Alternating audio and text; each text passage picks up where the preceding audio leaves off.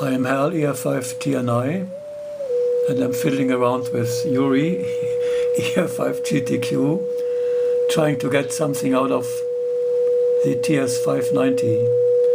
And we are using the, in the meantime, very well-known setup, I hope, with a two-tone test.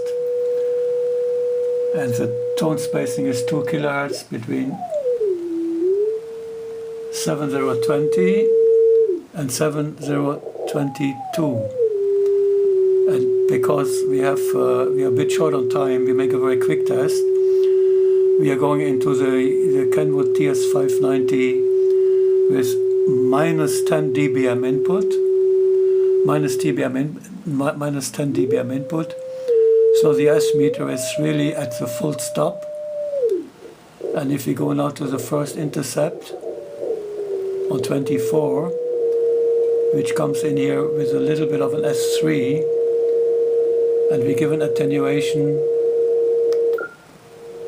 of just 6 dB or whatever it is, or 10 dB, I don't know, then the S meter shows nothing.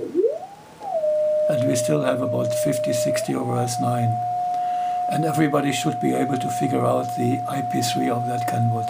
Thank you very much. Bye-bye.